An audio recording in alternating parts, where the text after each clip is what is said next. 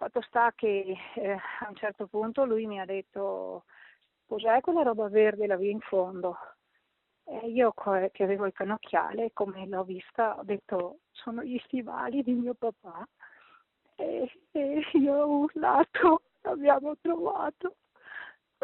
finalmente trovato.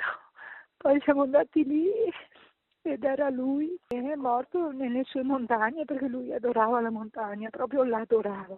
Il momento cruciale in cui 9 mesi di angoscia finiscono. Il momento in cui Monica Ghirardo e il compagno trovano papà Giocondo, in mezzo a un bosco, fuori sentiero, in località Pescoltre, laterale della Val Tovanella, verso Ospitale di Cadore. A più di 2 ore di cammino dal luogo del ritrovamento dell'auto dell'anziano, nel giugno scorso. Ed è una tempesta di sentimenti per una figlia che ha cercato, senza mai fermarsi.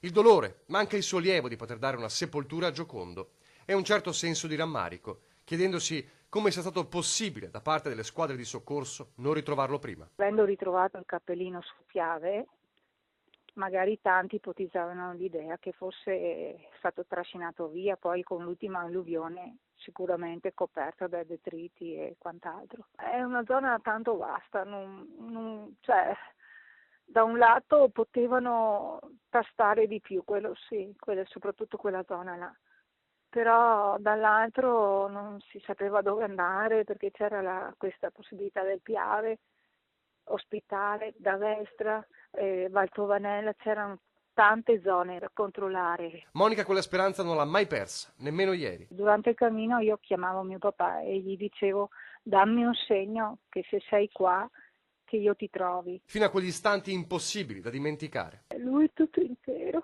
con l'orologio che funzionava perché andava a luce solare e non aveva neanche una foglia sopra. E una figlia che cerca di ricostruire gli ultimi istanti di vita del papà. Praticamente davanti a lui vedeva questa montagna innevata bianca. Lui è morto dove voleva praticamente. Io ho pensato, suppongo che siccome arrivare lì è una zona abbastanza ripida e si fa fatica e lui probabilmente quando è arrivato si sarà seduto e gli sia venuto un infarto, io credo. Ora c'è un corpo a cui dare sepoltura, ci sarà una tomba sulla quale posare dei fiori.